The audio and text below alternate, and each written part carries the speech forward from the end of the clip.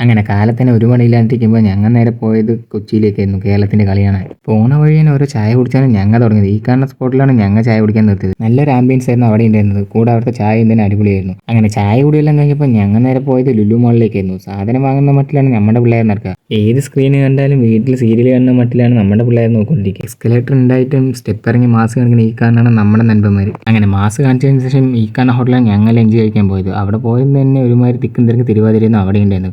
1.5 മണിക്കൂർ വെയിറ്റിംഗ് ശേഷമാണ് ഞങ്ങൾക്ക് ടേബിൾ കിട്ടിയത്. അൽഫാം മന്തിയാണ് ഞങ്ങൾ ഓർഡർ ചെയ്ത് കഴിച്ച് പുറത്ത് വന്ന് ഈ കാണുന്ന മെഷീൻ ഓരോ ഐസ്ക്രീമും ഞങ്ങൾ കഴിച്ച് കഴിഞ്ഞ് ഞങ്ങൾ നേരെ പോയി സ്റ്റേഡിയത്തേക്കായിരുന്നു. എല്ലാവരും പോയി തന്നെ ഞങ്ങൾ ഓരോ മഞ്ഞ ജേഴ്സി വാങ്ങി. ആ സമയത്തും വീഡിയോ എടുക്കാൻ നമ്മ മറന്നു. ഇവന്മാരാണ് നമ്മ അവിടെ പോയി പരിചയപ്പെട്ട പാലക്കാട്ടിലെ പിള്ളേർ. വല്ലാത്ത ആലോചനയിലായിരുന്നു അവന്മാർ. പിന്നെ കൊണ്ടുവന്ന സൺഗ്ലാസിനെ വെച്ച് നമ്മ കുറച്ച് മെയിനായി. ആ സമയത്ത് സ്വന്തം കമ്പനിക്ക് മെസ്സേജ് അയച്ചുകൊണ്ടിരിക്കുന്നത് നിങ്ങൾ ഈ കാണുന്നത്. അങ്ങനെ കളി തുടങ്ങി ഫസ്റ്റ് ഹാഫ് കഴിഞ്ഞപ്പോൾ തന്നെ എങ്ങനെ അവന്മാർ ഗോൾ അടിച്ചെന്ന് ആലോചനയിൽ നമ്മുടെ പിള്ളേർ. അങ്ങനെ ഫസ്റ്റ് ഹാഫ് കഴിഞ്ഞ ഉടനെ തന്നെ സ്റ്റേഡിയം ഫുൾ മരണ വീടായിരുന്നു.